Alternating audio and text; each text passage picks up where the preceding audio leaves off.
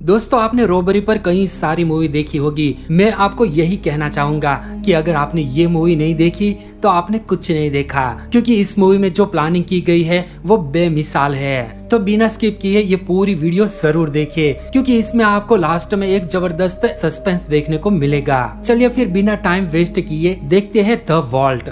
Movie की शुरुआत में हमें एक समुद्री सीन दिखाया जाता है, जहाँ पर कुछ लोग समुद्र के नीचे खजाने की खोज कर रहे थे। तभी उन्हें एक संदूक मिलता है जिसमें बहुत सारे बर्तन होते हैं, पर उसे जो चाहिए था वो इस संदूक के अंदर नहीं था। इस टीम का मेन लीडर वोल्टर होता है। उसे वो चीज नहीं मिलती जिसकी तलाश में वो यहाँ तक आया है। वोल्टर पिछले 30 साल से यहाँ पर खोज कर रहा है, पर उसे अब तक कामयाबी हासिल नहीं हुई। वोल्टर फिर एक बार जेम्स को कहता है कि आप फिर एक बार समुद्र के नीचे जाओ और अच्छे से तलाश करो, क्योंकि इस बार मैं मौका गंवाना नहीं चाहता, इसलिए अच्छे से तलाश करो। जेम्स इस टीम का सबसे अनुभवी मेंबर था, इसलिए वोल्टर को उस पर सबसे ज्यादा भरोसा होता है। थोड़ी देर में जेम्स को एक बक्सा मिलता है जिसके अंदर 3 बेशकीमती सिक्के होते हैं, और इसी की तलाश में वोल्टर यहाँ पर आया था। इतनी बड़ी सफलता के बाद वोल्टर जेम्स से काफी खुश होता है। तभी वहाँ पर स्पेनिश नेवी पहुँच जाती है और वो वोल्टर को अरेस्ट कर लेती है, क्योंकि वोल्टर बिना परमिशन के यहाँ पर खोज कर रहा था। इसलिए उस पर इंटरनेशनल केस दर्ज हो जाता है, जिसकी वजह से वोल्टर को जो भी खजाना मिला था वो स्पेनिश गवर्नमेंट को देना पड़ता है। साथ ही वोल्टर को दोबारा ऐसा ना करने की वार्निंग भी दी जाती है।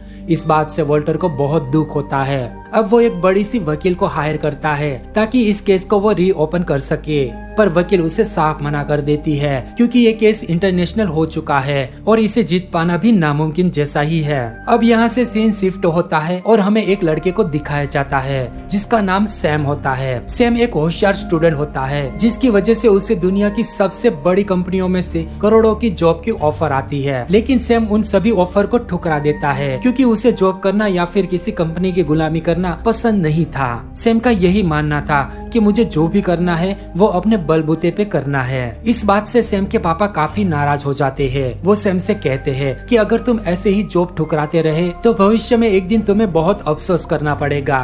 तभी सैम के मोबाइल में एक कॉल आता है और सैम अपने पापा को थैंक्स कह के वहाँ से चला जाता है। रास्ते में उसे एक आदमी कोट पहनाता है, जिसके जेब में एक पुराना कॉइन और एक एड्रेस लिखा होता है। सैम इस एड्रेस पर पहुंच जाता है, जहां पर उसकी मुलाकात एक लड़की से होती है जिसका नाम लॉरेन होता है। लॉरेन एक आदमी को कुछ पेपर पर साइन करवा रही थी, साथ ही वो उस आदमी का वॉलेट भी चुरा लेती है। ये देखकर सैम उसे कहता है कि तुमने ऐसा क्यों किया। तब लॉरेन उसे अपना पॉकेट चेक करने को कहती है, और जब सैम अपना पॉकेट चेक करती है तो वॉलेट उसकी जेब में होता है। सैम समझ जाता है कि ये लड़की चोरी करने में माहिर है। अब लॉरेन सैम को लेकर एक रेस्टोरेंट में आती है, जहाँ पर वोल्टर पहले से मौजूद था। वोल्टर सैम के बारे में सब कुछ जानता है और ये भी जानता है कि उसने बड़ी बड़ी कंपनियों की जॉब भी ठुकरा दी है। इसलिए वो बातों को घुमाने की बजाय सीधा मुद्दे पर बात करता है कि क्या तुम मेरे लिए काम करना चाहोगे। सैम कहता है कि कैसा काम। वोल्टर उसे बताता है कि तुम्हें मेरे लिए दुनिया का सबसे महफूज वॉल्ट खोलना होगा। सैम कहता है कि मैं तो एक इंजीनियर हूँ, कोई चोर नहीं। वोल्टर कहता है मैं भी चोर नहीं हूँ, लेकिन मैंने जिस काम का संकल्प लिया है उसमें सिर्फ तुम ही मेरी मदद कर सकते हो।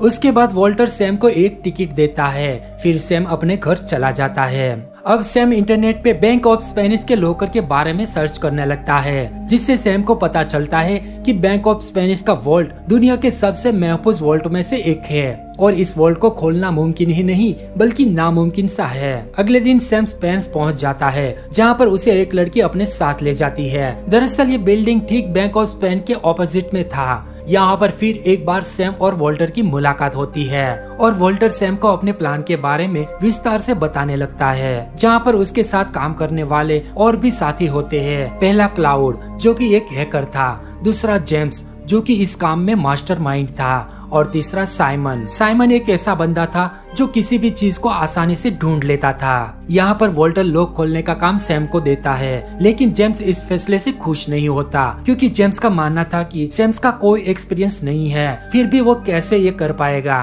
पर इस बात को वोल्टर नजरअंदाज कर देता है और क्लाउड को कहता है कि इसका काम कहाँ तक पहुँचा है। क्लाउड कहता है कि बैंक के सारे टेलीफोन को हैक कर लिया गया है, पर सीसीटीवी कैमरे का पासवर्ड अभी तक नहीं मिला है और वो बहुत ही मुश्किल है। तभी सैम आके कहता है कि बैंक के कर्मचारी अभी छुट्टी पर है, उसका मोबाइल नंबर डायल करने से ऑटोमेटिक मैसेज पासवर्ड मिल जाएगा। ये सुनकर क्लाउड हंसने लगता है क्योंकि वो बात को सीरियस नहीं ले रहा था, लेकिन उसके पास और कोई रास्ता भी नहीं था, इसलिए वो उस नंबर को डायल करता है और ऑटोमेटिक वॉइस मैसेज भी आ जाता है। उसे पासवर्ड मिल जाता है। जब वो उसे एंटर करता है तो पूरे बैंक के सीसीटीवी कैमरे हैक हो जाते हैं। इस बात से सभी खुश हो जाते हैं। दूसरी तरफ जेम्स और साइमन शहर की सबसे बड़ी टनल को ढूंढ लेते हैं ताकि वो वहां से बैंक लूट के भाग सके। सैम वॉल्टर को एक सवाल करता है कि आखिर उस खजाने का राज क्या है। वॉल्टर बताता है कि सेंड्रिक्स के पास 3 बेशकीमती कॉइन्स थे जो कि समुद्र में उसके जहाज के साथ डूब गए थे। मैंने उस कॉइन्स को ढूंढने में 30 साल लगा दिए।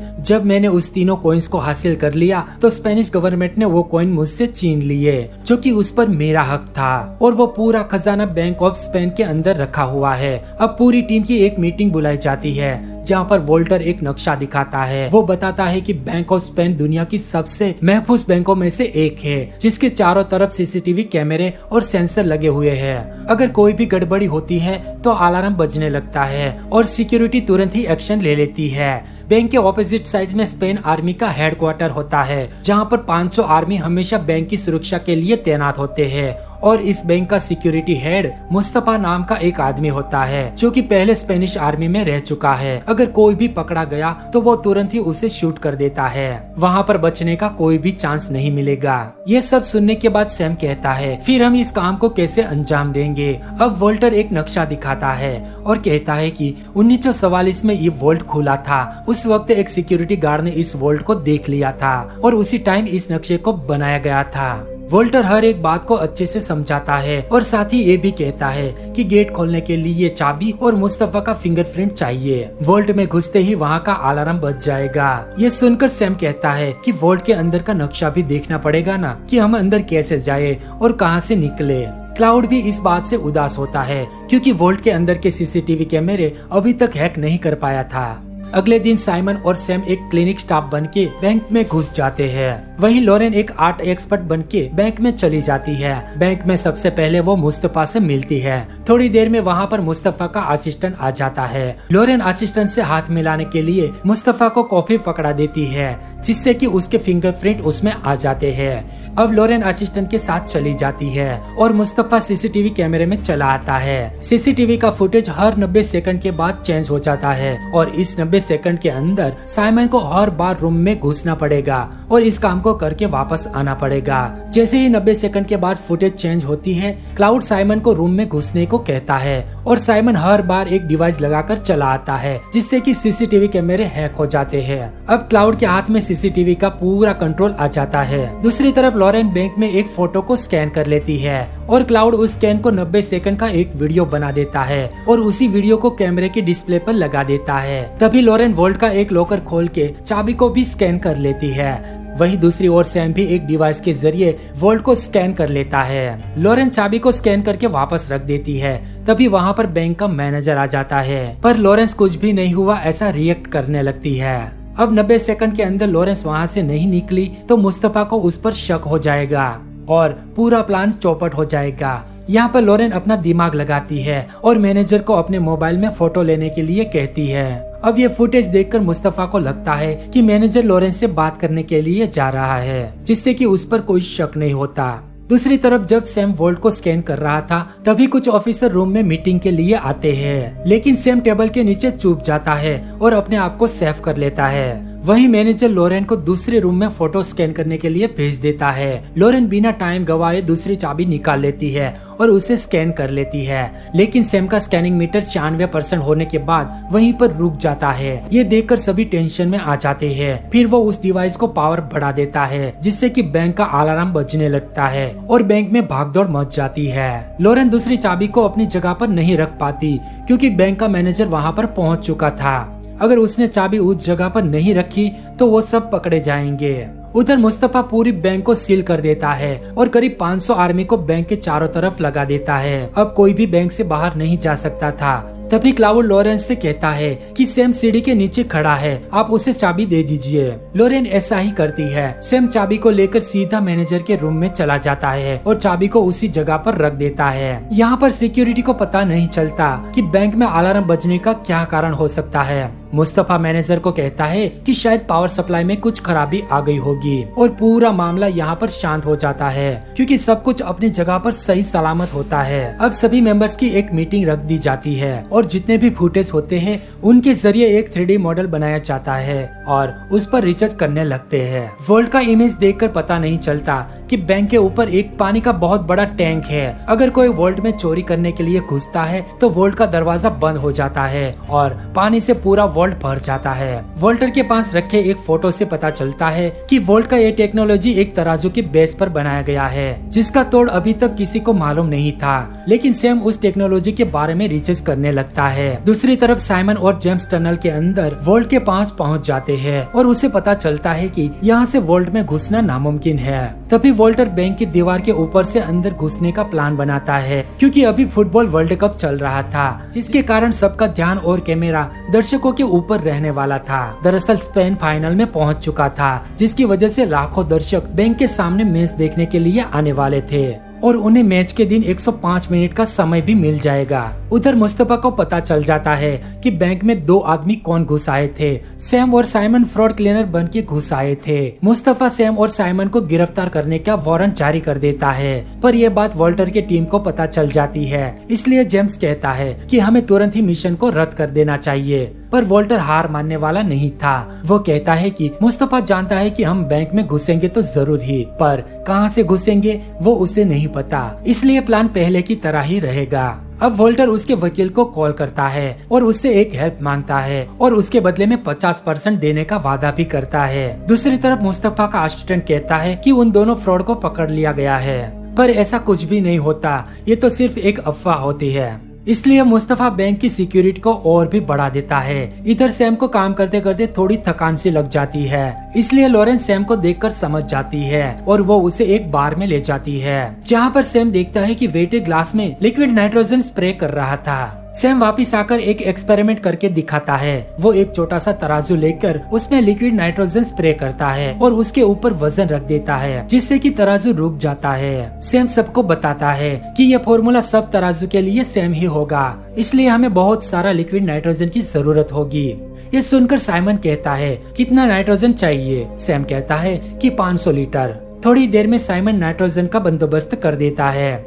अब क्लाउड स्कैन किए गए हुए वीडियो की नकली चाबी और फिंगरप्रिंट बना लेता है। अब सीन शिफ्ट होता है और हमें लास्ट सीन दिखाया जाता है, जहाँ पर एक तरफ मैच की फाइनल होती है, वहीं दूसरी तरफ चोरी को अंजाम देना होता है। बैंक के सामने लाखों दर्शक मैच देखने के लिए आ जाते हैं, क्योंकि दर्शकों के लिए बैंक के सामने बड़े बड़े डिस्प्ले लगाए गए थे।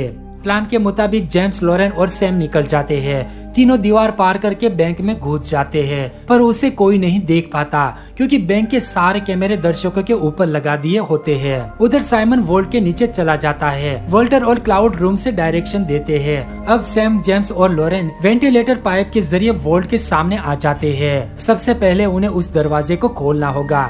इस चोरी को अंजाम देने के लिए उसके पास 105 ही मिनट होते हैं, पर क्लाउड कैसे भी करके इस दरवाजे को हैक कर लेता है और तीनों अंदर आ जाते हैं। अब बारी आती है वॉल्ट के मेन दरवाजे को खोलने की, जिसे डुप्लीकेट चाबी और फिंगरप्रिंट से खोल दिया जाता है, पर कोई भी अंदर नहीं जा सकता जब तक कि तराजू फ्रीज ना हो जाए, नहीं तो अलार्म बजने लगेगा। इधर क्लाउड सीसीटीवी कैमरे में एक वीडियो चला देता है ताकि मुस्तफा को पता ना चले कि नीचे क्या हो रहा है। अब साइमन एक एक करके सारे तराजू में नाइट्रोजन स्प्रे कर देता है, जिससे कि तराजू फ्रीज हो जाता है और तीनों अंदर चले जाते हैं। अब वो तीनों कॉइन वाले बॉक्स को ढूंढने लगते हैं। इधर मुस्तफा को सीसीटीवी कैमरे पर डाउट हो जाता है, इसलिए वो सिक्योरिटी को वोल्ट के पास भेज देता है। तब लॉरेन को कॉइन वाला बॉक्स मिल जाता है, पर वो उसे निकालते उससे पहले जेम्स लॉरेन को गन पॉइंट पर ले लेता है और उसे कॉइन वाला बॉक्स मांगता है। आखिरकार जेम्स क्या चाहता है वो लॉरेंस को समझ नहीं आता। तभी जेम्स बताता है कि मैं भी ब्रिटिश आर्मी के लिए काम करता हूँ और इसी कॉइन्स को चुराने के लिए ही मैंने वॉल्टर के साथ इतने दिनों से काम कर रहा हूँ। अब जेम्स कॉइन लेकर वहाँ से चला जाता है। दूसरी तरफ नाइट्रोजन गर्म हो जाता है। कुछ ही देर में वोल्ट का दरवाजा भी बंद हो जाता है और अंदर पानी भरने लगता है। जेम्स तो वहाँ से निकल चुका था।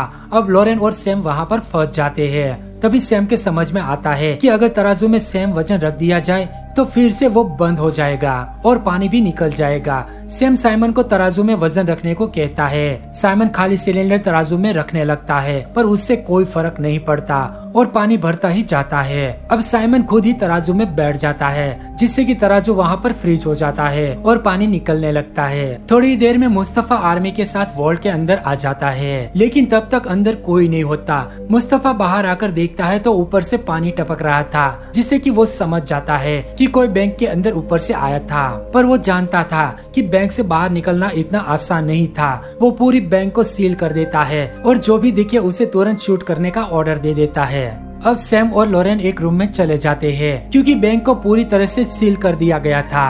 अब यहाँ से बाहर निकलने का कोई भी रास्ता नहीं था। तभी लॉरेन को याद आता है कि मैनेजर के रूम में एक विंडो हमेशा खुली रहती है, क्योंकि मैनेजर वहाँ पर बैठकर सिगरेट पीता था। अब दोनों ही भागते हुए मैनेजर के रूम पहुँच जाते हैं और ये फुटेज मुस्तफा देख लेता है और वो तुरंत आर्मी के साथ वहाँ पर पहुँच जाता है। पर तब तक तो वो दोनों खिड़की से निकल जाते हैं। मुस्तफा आर्मी को उसे मारने का ऑर्डर दे देता है, पर सैम और लॉरेन भीड़ में चले जाते हैं और अपने कपड़े भी चेंज कर लेते हैं। तभी स्पेन अपना पहला गोल कर देता है, जिसकी वजह से दर्शक बेकाबू हो जाते हैं। अब आर्मी कितना भी ढूंढ ले, पर सैम और लॉरेन नहीं मिलते। अगले सीन में हमें जेम्स को दिखाया जाता है। वो एक्सपर्ट के पास कॉइन लेकर जाता है, तभी उसे पता चलता है कि ये तो नकली कॉइन्स है। दूसरी तरफ हमें वॉल्टर, सैम और लॉरेन को दिखाया जाता है। सैम पूछता है कि तुम्हें कैसे पता चला कि जेम्स तुम्हें धोखा देने वाला है। वॉल्टर कहता है कि मुझे पहले से ही पता था कि जेम्स ब्रिटेन आर्मी के लिए काम करता है और वो अपने देश को कभी धोखा नहीं दे सकता।